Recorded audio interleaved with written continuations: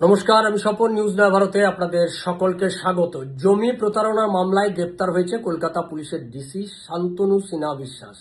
তার যে সমস্ত তথ্য এই তদন্তের মধ্য দিয়ে সামনে আসছে তার চোখ কপালে ওঠার মতো। আমরা ইতিমধ্যেই 2.5 কোটি টাকা খরচা করে তিনি যে একটি বাড়ি করেছিলেন সেই বাড়ির খোঁজ পেয়েছে ইডি। সেটা যখন পাচ্ছি তখন দেখতে পেলাম যে কান্দি পুরসভাতে এর আরেকটা বাড়ির খোঁজ মিলল। প্রসাদপ্রম সেই বাড়ি, বিপুল সম্পত্তি। এই মুর্শিদাবাদের কান্দিতে এই যে প্রসাদপ্রম বাড়ি, সেই বাড়িটি তিনি তৈরি করেছেন এবং এটাও বেআইনি ভাবে। কারণ এই কান্দি পুরসভার ভাইস চেয়ারম্যান হচ্ছে শান্তনু সিনহা বিশ্বাসের বোন। তার বোন হচ্ছে গৌরী সিনহা বিশ্বাস, যিনি কান্দি পুরসভার ভাইস চেয়ারম্যান। আর বোনকে কাজে লাগিয়ে তিনি কান্দিতে এরকম বিপুল টাকার একটা বেআইনি বাড়ি করেছেন। এবং তদন্ত থেকে এখনো পর্যন্ত আমরা যা জানতে পারলাম যে এই যে বিপুল সম্পত্তি তৈরি করেছেন, এই সম্পত্তি দিয়েছেন এক ঠিকাদার।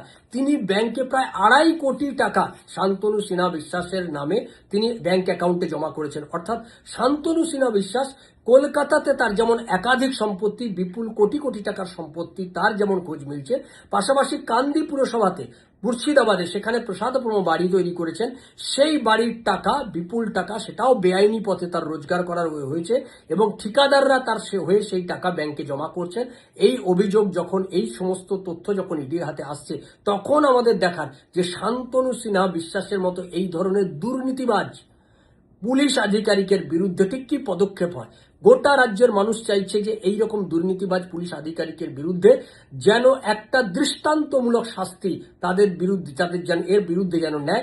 আমাদের নজর সেই দিকে থাকবে যে শান্তনু সিনহা বিশ্বাসের বিরুদ্ধে ঠিক কি ধরনের পদক্ষেপ, শেষ পর্যন্ত তার বিরুদ্ধে কি রায় দেয় কলকাতা হাইকোর্ট। ইডি বা তদন্ত করে কি কি তথ্য সামনে আনতে পারে, আরো কি কি তথ্য সামনে আসতে পারে, সেই সমস্ত বিষয়ের দিকে আমাদের নজর থাকবে।